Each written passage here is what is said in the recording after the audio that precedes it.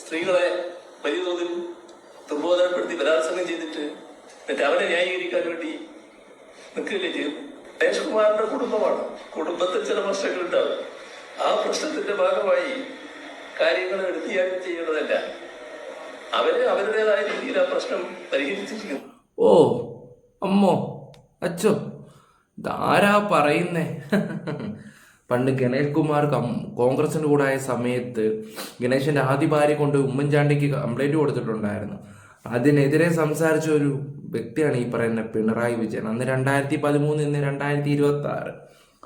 അന്നത്തെ നിലപാട് ഇന്നത്തെ നിലപാടും തമ്മിൽ ഒരുപാട് വ്യത്യാസമുണ്ട്. എൻ്റെ പൊന്ന് സഹാവേ, നാണമില്ലയോ താങ്കൾക്കിരുന്ന് പറയാനാ? നാണമില്ലയോ? നാട് മൊത്തം രാഹുൽ മാങ്കൂട്ടം കണ്ടവന്മാരുടെ കൂടെ നിൽക്കും. അതിനു മുമ്പ് നിങ്ങൾക്ക് ഇഷ്ടം രാഹുൽ മാങ്കൂട്ടത്തിനെയാണോ പിണറായി വിജയനെയാണോ? ഒന്ന് കമന്റ് ബോക്സിൽ ഇടുക. കമന്റ് ബോക്സിൽ പക്കയായിട്ട് കൊടുക്കണം. പിന്നെ രാഹുലിനെ ഇഷ്ടപ്പെടുന്നവർ മാത്രം ലൈക്ക് അടിച്ചാൽ മതി. ലൈക്ക് അടിക്കുന്ന കൂട്ടത്തിൽ ഹൈപ്പും വരും. ഹൈപ്പും കൂടെ കൊടുക്കുക. പരമാവധി ഈ വീഡിയോ ഷെയർ ചെയ്തേക്കണേ, പരമാവധി.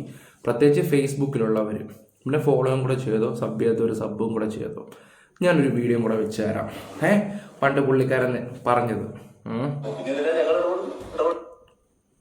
UDF ഭരണത്തിൽ മന്ത്രിയായിരിക്കെ ഗണേഷ് കുമാറിനെതിരെ ആരോപണങ്ങൾ വന്നപ്പോൾ അന്ന് പിണറായി വിജയൻ പ്രതികരിച്ചുകൂടി നമുക്ക് കേൾക്കാം.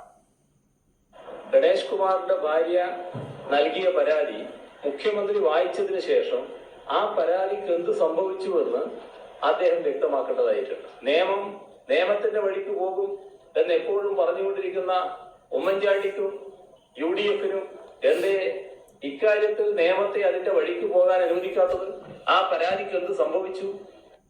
ഇരട്ടച്ചങ്കൻ വിളിക്കേണ്ടത്? ഇരട്ടത്ത പറഞ്ഞാൽ ചിലപ്പോൾ കൂടിപ്പോകും. ഇവിടെ മുഖ്യമന്ത്രിയോട് ഞാനൊരു കാര്യം ചോദിച്ചോട്ടെ. ഗണേഷ് കുമാറിന്റെ വൈഫിനുണ്ടായ മോശമായിട്ടുള്ള അവസ്ഥ, അതായത് ഗണേശനെ കാണാൻ വീട്ടിൽ ചെന്ന സമയത്ത് വേറൊരു സ്ത്രീയായിട്ട് മോശമായിട്ടുള്ള സാഹചര്യം അവർ കണ്ടു. ആ സമയത്ത് തന്നെ അവരെന്തെടുത്ത് അത് വീഡിയോ ഷൂട്ട് ചെയ്ത് കഴിഞ്ഞപ്പോഴത്തേക്ക് അവരുടെ ഈ ഗണേഷ് കുമാർ അത് കണ്ട് ഗണേഷ് അവിടെ ബഹളം ഉണ്ടാക്കി. അതുപോലെ തന്നെ ഡ്രൈവറിനെ വിളിച്ച് ഇവളെ പിടിച്ച് കെട്ടിയിടുക, അങ്ങനെയാണെന്നൊക്കെ പറഞ്ഞ് അവർക്കുണ്ടായ മാനസിക പീഡനവും കാര്യങ്ങളും പോരാത്തിന് അവർ പിങ്ക് പോലീസിനെ വിളിച്ചിട്ടാണെങ്കിൽ അവിടെ പോലീസ് വന്നിട്ട് പോലും ഒരു ആക്ഷൻ പോലും എടുത്തില്ല. കാരണം ഇവിടെ കേരളം ഭരിക്കുന്നത് പിണറായി സർക്കാരാ. പിണറായിയുടെ അടുത്ത ആളാണ് ഈ പറയുന്നത് ഗണേഷ് കുമാർ ആണെങ്കിൽ പോലും. ഒന്ന് ആലോചിച്ച് നോക്കിയേ, അന്നൊരു നിയമം ഇന്നൊരു നിയമം. ഇവനെ പോലെയുള്ള ആണും പെണ്ണും കട്ടവന്മാരെയൊക്കെ സപ്പോർട്ട് ചെയ്യാൻ നിങ്ങളെപ്പോലെ കേരള മുഖ്യമന്ത്രി നാണമില്ലുള്ളത് എനിക്ക്? നാണമില്ലെന്ന് ഞാൻ ചോദിക്കത്തുള്ളൂ. അതൊരു കൊലപാതകമായിരുന്നെങ്കിലോ? അവർ കൊലപാതകമൊക്കെ ചെയ്തിട്ട് ആ പെണ്ണിൻ്റെ തന്തയ്ക്ക് തള്ളയ്ക്ക് ഒരു കുഴപ്പമൊന്നുമില്ല എന്ന് പറയുന്ന പോലെ ആണല്ലോ. ഇതുപോലെ തന്നെ ഇപ്പം മന്ത്രി വീണയും വന്നിട്ടുണ്ട്. അബിൻ വർക്കി നല്ല രീതിയിൽ കൊടുക്കുന്നുണ്ട്, നല്ല രീതിയിലാണ്. നമുക്ക് അതൊക്കെ ഒന്ന് ചർച്ച ചെയ്യാം. ഞാൻ കാര്യമായിട്ട് പറയാം, നിങ്ങളെല്ലാവരും ഈ വീഡിയോ പരമാവധി ഷെയർ ചെയ്യണം. ഈ ഒരു ഭരണം ഇനി നമുക്ക് വേണ്ട. കമ്മ്യൂണിസ്റ്റ് പാർട്ടി ഭരിക്കണം എന്ന് ആഗ്രഹമുണ്ടോ നിങ്ങൾക്ക്? ഉണ്ടെങ്കിൽ അതും കൂടെ ഒന്ന് കമൻറ്റ് ചെയ്ത് മെൻഷൻ ചെയ്തിട്ട്. ഇവിടെ രാഹുൽ മാങ്കൂട്ടം ഒരു പോസ്റ്റൊക്കെ ഇട്ട് നല്ല രീതിയിൽ പിണറായിക്ക് കൊടുത്തിട്ടുണ്ട്. ഞാനിവിടെ പോസ്റ്റ് വായിച്ച സമയം കളഞ്ഞില്ല. നിങ്ങൾ രാഹുൽ മാങ്കൂട്ടം യൂട്യൂബിൽ നിന്ന് അടിച്ചു നോക്കി. യൂട്യൂബിൽ വേണ്ട, ഫേസ്ബുക്കിൽ കയറിയാൽ മതി. നല്ല കണക്കിന് കൊടുക്കുന്നുണ്ട് പുള്ളിക്കാരൻ, കണക്കിന്. ഓക്കെ, അത് കഴിഞ്ഞിട്ട് മന്ത്രി വീണ ഇതുപോലൊരു കള്ളി എൻ്റെ ജീവിതത്തിൽ ഞാൻ കണ്ടിട്ടില്ല. ഇതുപോലൊരു കള്ളിയായുള്ള വ്യക്തി ഞാൻ വെക്കാം. അപ്പോഴത്തെ ഭാഗമാകുന്നതാണ് കാണുന്നത്. ആരോഗ്യവകുപ്പിന്റെ പ്രവർത്തനത്തെ ചൊല്ലി കൊമ്പ് കോർത്തിരിക്കുകയാണ് ആറന്മുളയിലെ UDF LDF സ്ഥാനാർത്ഥികൾ. 10 വർഷത്തിൽ ആരോഗ്യമേഖല തകർന്നടിഞ്ഞുവെന്ന് അബിൻ വർക്കി കുറ്റപ്പെടുത്തിയപ്പോൾ സ്വകാര്യ മേഖലയെ സഹായിക്കാനുള്ള പ്രചാരണങ്ങൾ എന്നായിരുന്നു മന്ത്രി വീണ ജോർജിന്റെ മറുപടി. കഴുത്തിന് ഗുരുതര പരിക്കേറ്റെന്ന് പറഞ്ഞ മന്ത്രി അടുത്ത ദിവസം കാറിൽ വീട്ടിൽ പോയതിനെ അബിൻ വർക്കി പരിഹസിക്കുകയുണ്ടായി. എന്നാൽ തന്നെ ആക്രമിച്ചെന്ന വാദത്തിൽ വീണ ജോർജ് ഉറച്ചു നിന്നു. നമുക്കറിയാം, ഇത്രയധികം മെഡിക്കൽ കോളേജുകൾക്കും ആശുപത്രികൾക്കും തീ പിടിച്ച മറ്റൊരു കാലഘട്ടം ഉണ്ടായിട്ടില്ല എന്നുള്ളത് വസ്തുതയാണ്. മെഡിക്കൽ കോളേജ് ആശുപത്രികൾ തീ മുങ്ങുമ്പോൾ വെന്റിലേറ്ററുകൾ ഓഫായി പോകുന്ന സ്ഥിതിവിശേഷം ഈ നാട്ടിലുണ്ടാകുന്നത് ഈ സർക്കാരിന്റെ കാലഘട്ടത്തിലാണ്. കത്രിക വയറ്റിൽ കുടുങ്ങിയിട്ട് അത് 5 കൊല്ലമല്ല, വേണമെങ്കിൽ 50 കൊല്ലം ഇരിക്കുമെന്ന് പറഞ്ഞ ആരോഗ്യവകുപ്പിന്റെ ഉദ്യോഗസ്ഥരുള്ള നാടായി കേരളത്തെ മാറ്റിയത് ഈ സർക്കാരിന്റെ കാലം. അതുമാത്രമല്ല, ഈ കേരളത്തിലെ പല മെഡിക്കൽ കോളേജുകളിലും ആശുപത്രികളിലും ചികിത്സയ്ക്ക് വേണ്ടി പോയി ആ ചികിത്സയ്ക്ക് വേണ്ടി യാചിക്കേണ്ട സ്ഥിതിവിശേഷം തിരുവനന്തപുരത്ത് ഉൾപ്പെടെയുള്ള വിഷയങ്ങൾ നമുക്കറിയാം. ചികിത്സ പിഴവുകളുടെ കത്രികയുടെ കേസ് കേട്ട് വന്നപ്പോഴാണ് ഈ പറയുന്ന യൂത്ത് കോൺഗ്രസ്സുകാരും KSUക്കാരും സമരത്തിന് ഇറങ്ങിയത്. അങ്ങനെ ഇപ്പോൾ റെയിൽവേ സ്റ്റേഷനിൽ വെച്ച് ഈ പറയുന്ന KSUക്കാരൻ തൊടുത്ത് ചേച്ചിക്കെതിരെ നല്ല രീതി പ്രതിഷേധമായിട്ട് ചെന്നപ്പോൾ ചേച്ചി എന്താ ചെയ്തത്? അവരെ പടലേക്ക് പിടിച്ചു, അവിടെ ചെയ്തു, മറ്റേത് മറിച്ചെന്നും പറഞ്ഞുള്ള രീതി കേസ് കാര്യങ്ങൾ കൊടുക്കുകയൊക്കെ ചെയ്ത് 2 ദിവസം ഹോസ്പിറ്റലിൽ കിടക്കുകയും ചെയ്തു. ഇത്രയും ഗുരുതരമായിട്ടിരിക്കുന്ന ഒരു മന്ത്രി 4 മണിയായപ്പോൾ ഡിസ്ചാർജ് ആവുന്നു. എൻ്റെ അമ്മോ, നല്ല പനിയുണ്ട് കേട്ടോ. ബുദ്ധിമുട്ടായെങ്കിൽ ക്ഷമിക്കുക. എന്തായാലും വീഡിയോ കട്ട് ചെയ്യുന്നൊന്നുമില്ല, ആ സ്പോട്ടിൽ തന്നെ ഞാനങ്ങ് പറയാമെന്ന് കരുതി. 4 മണിക്കൊക്കെ ആരെങ്കിലും ഗവൺമെൻറ് ഹോസ്പിറ്റലിൽ നിന്ന് ഡിസ്ചാർജ് ആവുമോ? അത് അത്രയും ഗുരുതരമായിട്ടിരിക്കുന്നൊരു വ്യക്തി. നിങ്ങളൊന്ന് ആലോചിച്ച് നോക്കിയേ. ഇതെല്ലാം ഒരു നാടകമാണ്. ഇനിയെങ്കിലും ജനങ്ങളെ നിങ്ങൾ മനസ്സിലാക്കിയില്ലെങ്കിൽ നിങ്ങൾ നശിച്ചു പോകത്തേ ഉള്ളൂ. ഞാൻ അത്രേ പറയുന്നുള്ളൂ. ഘോഷയാത്രയാണ് കഴിഞ്ഞ കുറച്ചു കാലമായി, ഈ കഴിഞ്ഞ 10 കൊല്ലക്കാലമായി കേരളത്തിലെ ആരോഗ്യ മേഖലയിൽ ഉണ്ടായത്. ആരോഗ്യ മേഖലയെ ഇല്ലാതാക്കിയ, വെന്റിലേറ്ററിലാക്കിയ സർക്കാരിനെതിരായിട്ടുള്ള ഒരു ജനവിധി ആയിരിക്കണം ഈ ജനവിധി എന്ന് ഞങ്ങൾ കരുതുകയാണ്. ഇപ്പൊ പൊടി മെഡിക്കൽ കോളേജിൽ നോട്ടീസ് ഒട്ടിച്ചത് ഡോക്ടറാണെന്ന് പറഞ്ഞു. ഡോക്ടർ പിറ്റേ ദിവസം പറയുന്നു ഞാൻ അങ്ങനെ ഒട്ടിച്ചിട്ടില്ല എന്ന് പറയുന്നു. ഡോക്ടർ തന്നെ പറയുകയാണ്. അപ്പൊ അത് ആരാണ് ഒട്ടിച്ചത്? ഒരു സ്റ്റോറി ബോർഡ് പോലെ ഇങ്ങനെയാണ് വരുത്തി തീർക്കുന്നതിന് വേണ്ടി നമ്മുടെ ആശുപത്രികളിൽ ഇപ്പോൾ OP 2016 8 കോടിയാണ് മൾട്ടിപ്പിൾ എൻട്രി OP നമ്മൾ കണക്കാക്കിയാൽ. ഇന്ന് 13 കോടി ആളുകളാണ് സർക്കാർ ആശുപത്രികളിൽ എത്തുന്നത്. ജനസംഖ്യ കൂടിയിട്ടില്ല. അപ്പൊ പക്ഷെ എന്താണ് കൂടിയത്? സർക്കാർ ആശുപത്രികളെ ആശ്രയിക്കുന്നവരുടെ എണ്ണം കൂടി. ഈ ആളുകളെ സ്വകാര്യ ആശുപത്രികളിലേക്ക് എത്തിക്കുന്നതിന് വേണ്ടിയിട്ടുള്ള കുത്തകളുടെ ആഗോള കുത്തകൾ ആണ് ഇവിടേക്ക് വന്നത്. നമുക്കറിയാം, പ്രധാനപ്പെട്ട ആശുപത്രികളെല്ലാം ഇപ്പോൾ ഗ്ലോബൽ കോർപ്പറേറ്റ്സ് ആണ് അവിടെ ഇൻവെസ്റ്റ് ചെയ്ത് 80-90% അവിടെ ഇൻവെസ്റ്റ്മെന്റ് ആണ്. അപ്പൊ അവിടേക്ക് കൊണ്ടുപോകുന്നതിന് വേണ്ടിയിട്ടുള്ള ഒരു ശ്രമമാണ്. കേരളത്തിന്റെ ആരോഗ്യ മേഖലയെ ആശ്രയിക്കുന്ന സാധാരണക്കാരെ സംബന്ധിച്ചിടത്തോളം വലിയ രീതിയിലുള്ള മാറ്റം ഈ കാലഘട്ടത്തിൽ ഉണ്ടായിട്ടുണ്ട്. അത് തീർച്ചയായിട്ടും ആ നിലയിൽ തന്നെ കൂടുതൽ ശക്തമായി തുടരും. ഒരു കേരളത്തിന്റെ ചരിത്രത്തിൽ ഏതെങ്കിലും മെഡിക്കൽ കോളേജിൽ ഇങ്ങനെ ഒരു നോട്ടീസ് ഒട്ടിക്കപ്പെട്ടിട്ടുണ്ടോ? എന്നാൽ അങ്ങനെയാണെങ്കിൽ അത് ആരാണ് ഒട്ടിച്ചത്? ഒരു സർക്കാർ സ്ഥാപനമല്ലേ?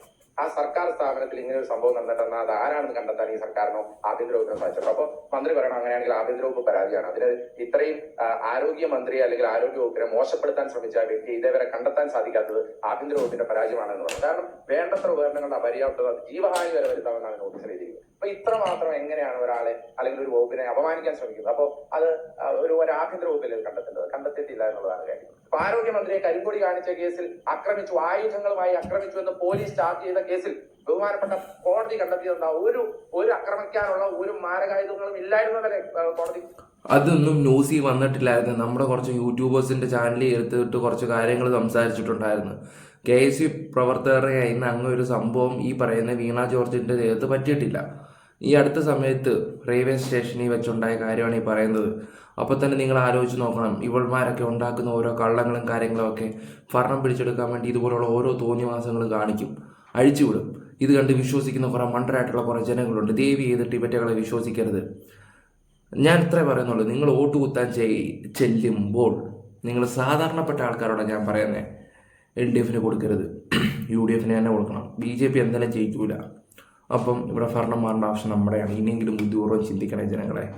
ഈ സ്ത്രീ കള്ളിയാണ്. പരസ്യമായി ആക്രമിക്കുന്ന ഒരു ദൃശ്യം പുറത്തുവിട്ടാൽ, കേരള സമക്ഷം പുറത്തുവിട്ടാൽ 1 ലക്ഷം രൂപ കൊടുക്കാമെന്ന് യൂത്ത് കോൺഗ്രസ് പ്രഖ്യാപിച്ചാണ്. ആരെങ്കിലും പുറത്തുവിട്ടോ? നിങ്ങൾ ആരെങ്കിലും പുറത്തുവിട്ടോ? അതെ, 10-16 ക്യാമറ ഉണ്ടായിരുന്നു, എന്നിട്ട് പോലും പുറത്തു വിട്ടില്ല. അപ്പൊ തന്നെ നിങ്ങൾക്ക് മനസ്സിലാക്കാൻ പറ്റും. ഇടയ്ക്ക് ഇവർ പുറത്തു വിട്ടു കേട്ടോ. അത് ഇവരുടെ കൂടെയുള്ളവൻ തന്നെ ആയിരുന്നു. ഇവരുടെ കൂടെയുള്ളവർ തന്നെ ആയിരുന്നു, ഗൺമാനായിരുന്നു. ദേ കിടക്കുന്നു പണിവാളും വെള്ളത്തിൽ കിട്ടി അവിടെ DYFIക്ക് 16 ക്യാമറ ഉണ്ടായിരുന്നു. അത് മാത്രമല്ല, ആരോഗ്യവകുപ്പ് മന്ത്രിയുടെ മെഡിക്കൽ റിപ്പോർട്ട് തലേ ദിവസം രാത്രി 11 മണിക്ക് വന്നതെന്താ? ആരോഗ്യവകുപ്പ് മന്ത്രി വളരെ ഗുരുതരമായ അവസ്ഥയിലാണ്, ICUവിൽ തുടരണമെന്നാണ് പറഞ്ഞത്. ഏത് സാഹചര്യത്തിലാണ് 4 മണിക്ക് കഴുത്തിന് ഗുരുതരമായ അസുഖമുള്ള ഒരാള് കാറിൽ അവിടെ നിന്ന് യാത്ര തിരിക്കുന്നത്? ഏത് സാഹചര്യത്തിലാണ്? ഒരു ആരോഗ്യവകുപ്പ് മന്ത്രിയെ പോലും ഇത്ര ലാഘവത്തോടു കൂടി പെരുമാറുന്ന, ചികിത്സിക്കുന്ന കേരളത്തിലെ ആരോഗ്യ മേഖലയുടെ പിടിപ്പുകേടിന് ഇതിലും വലിയ ഉദാഹരണമാണ്. ഞാൻ അങ്ങോട്ട് പോയതല്ല, ഞാൻ നടന്നത് പോകുമ്പോ എന്നെ ഇങ്ങോട്ട് വന്നല്ല. മതി. എന്തായാലും ചേച്ചിയുടെ പുതിയൊരു ഉദ്ഘാടനത്തിന്റെ ഒരു വീഡിയോ ഞാൻ നിങ്ങൾക്ക് വെച്ച് തരാം. ചേച്ചിയുടെ കള്ളങ്ങൾ നിങ്ങൾക്ക് അപ്പോൾ മനസ്സിലാവും. ഈ ഒരു 8 വർഷം കൊണ്ടൊരു പാലം ഉണ്ടാക്കുക. ഇപ്പം ഇലക്ഷൻ വരുമല്ലേ, ഇപ്പൊ ചേച്ചിയുടെ ഉദ്ഘാടന പാലം ഒന്ന് കണ്ടിട്ട് പോവാം.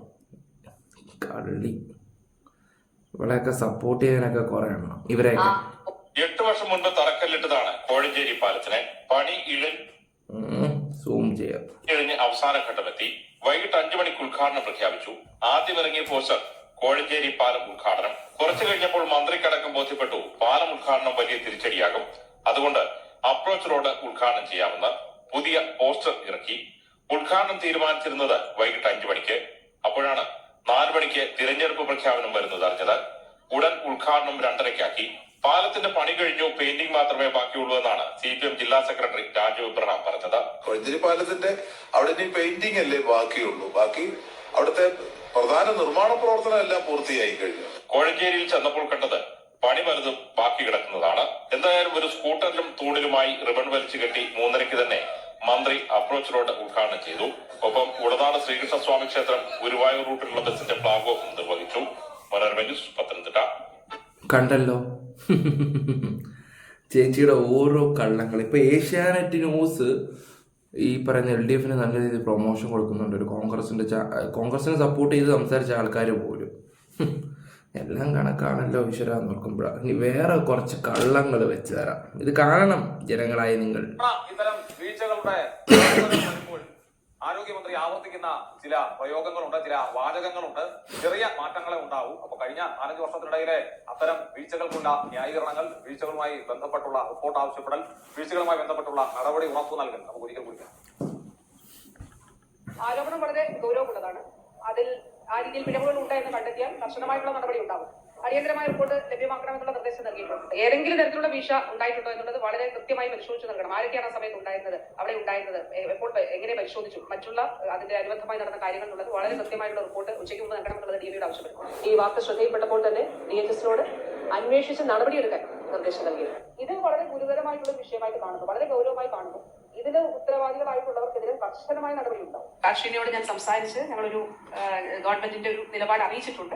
എത്രയും പെട്ടെന്ന് അതിലൊരു തീരുമാനം എടുത്ത് അശ്വിനെ അറിയിക്കും എന്നുള്ളത് പറഞ്ഞു. വിദഗ്ധരുടെ ഒരു സമിതി രൂപീകരിച്ച് ഇത് സംബന്ധിച്ച വിശദമായ കാര്യങ്ങൾ അന്വേഷിക്കാനായിട്ട് നിർദ്ദേശം നൽകിയിരുന്നു. ഒറ്റ കാര്യമേ ഉള്ളൂ, അതില് ഉത്തരവാദികളായിട്ടുള്ളവർക്കെതിരെ നടപടി സ്വീകരിക്കും. അത് കർശനമായിട്ടുള്ള നടപടിയായിരിക്കും. സർ, ചികിത്സാ പിഴവുകൾ ഉണ്ടാകുന്നത് അതീവ ഗൗരവത്തോടെയാണ് സംസ്ഥാന സർക്കാർ ആരോഗ്യ വകുപ്പ് കാണുന്നത്. പൊതുജനങ്ങളിൽ നിന്ന് ഇത്തരം സംഭവങ്ങളെ സംബന്ധിച്ച് പരാതികൾ ലഭിച്ചാൽ അത് എത്രയും വേഗം തന്നെ അന്വേഷണം നടത്തി തുടർ നടപടികൾ സ്വീകരിച്ചു വരുന്നുണ്ട്. വീഴ്ചയുള്ള കേസുകളിൽ കർശന നടപടി എന്റെ പൊന്നോ, 5 വർഷം കേട്ട് മടുത്ത് ജനങ്ങള്. പിന്നെ വേറൊരു വീഡിയോ കൂടെ ഇരിപ്പോൾ നിങ്ങളാണല്ലോ കാട്ടു കൊടുത്തേ. അപ്പൊ ഞാൻ ചെയ്ത പിഴവ് നിങ്ങളൊന്ന് പറഞ്ഞാട്ടെ. കൂടെയുണ്ട് എന്ന് അവകാശപ്പെടുന്ന മന്ത്രി പാലക്കാട് ജില്ലാ ആശുപത്രിയിലെ ചികിത്സാ പിഴവും ഒരു കുട്ടിയുടെ ഒരു കൈയുടെ വിഷയമാണ്. ആ കുട്ടിയുടെ കൈയും കാര്യങ്ങളൊക്കെ നഷ്ടപ്പെടുകയൊക്കെ ചെയ്ത് അവസാനം പിന്നെ VD സതീശൻ വന്നിട്ട് കുറേ ഹെൽപ്പും കാര്യങ്ങളൊക്കെ ചെയ്തിട്ടുള്ളതാണ്. ഇപ്പോഴും കേരളത്തിലെ കുറേ ജനങ്ങൾ ഇവരെ വിശ്വസിച്ചിരിക്കുകയാണ്, ഈ കമ്മ്യൂണിസ്റ്റ് പാർട്ടിയിലെ. പ്രത്യേകിച്ച് പിണറായി വിജയൻ്റെ ഓരോ കള്ളങ്ങളും കാര്യങ്ങളൊക്കെ കേൾക്കുമ്പോൾ എൻ്റെ പൊന്നോ പറച്ചിലൊക്കെ കേൾക്കണം. അപ്പോൾ BJP ആയാലും കമ്മ്യൂണിസ്റ്റ് ആയാലും ഇപ്പം മോദി അങ്ങോട്ട് 2000 രൂപ തരുന്നുണ്ട്. ആർക്കെങ്കിലും കിട്ടുമോ? പണ്ട് കോൺഗ്രസ് ഉള്ള സമയത്ത് ഇത്ര രൂപയുള്ളായിരുന്നു. അന്നത്തെ 500, ഇന്നത്തെ 2000 ഒക്കെ ഒന്നാടി അങ്ങനെ കൂട്ടിയാൽ മതി. നിങ്ങൾ ഈ വില കൂടുന്നൊന്നും അറിയുന്നില്ലെന്ന് മാത്രം. ഓക്കെ, എന്തായാലും ഈ പിണറായി വിജയൻ ഇന്ന് സംസാരിച്ച കുറേ കാര്യങ്ങളോട് എനിക്ക് വലിയ യോജിപ്പും കാര്യങ്ങളൊന്നുമില്ല. കാരണം അയാളെപ്പോലൊരു പഠിച്ച കള്ളൻ ഗണേശനെ സപ്പോർട്ട് ചെയ്യുന്ന രാഹുലിനെ ദ്രോഹിക്കുന്നു. കഷ്ടം, നാണം കെട്ട മന്ത്രി. നിങ്ങളുടെ അഭിപ്രായങ്ങൾ കമൻറ്റ് ബോക്സിൽ രേഖപ്പെടുത്തുക. പിന്നെ എനിക്ക് കുറച്ച് ഹെൽത്ത് ഇഷ്യൂസ് ഉണ്ട്, അതുകൊണ്ട് നല്ല രീതിയിൽ മിണ്ടാനൊന്നും പറ്റുന്നില്ല. എന്തെങ്കിലും ഇത് തോന്നുന്നുണ്ടെങ്കിൽ ക്ഷമിക്കുക. Bye, love you all guys. Channel ആദ്യമായിട്ട് കാണുന്നവർ സബ് ചെയ്യുക. യൂട്യൂബിലോ ഫേസ്ബുക്കിലാണെങ്കിൽ ഒന്ന് ഫോളോ കൂടെ ചെയ്യുക. Bye, love you all.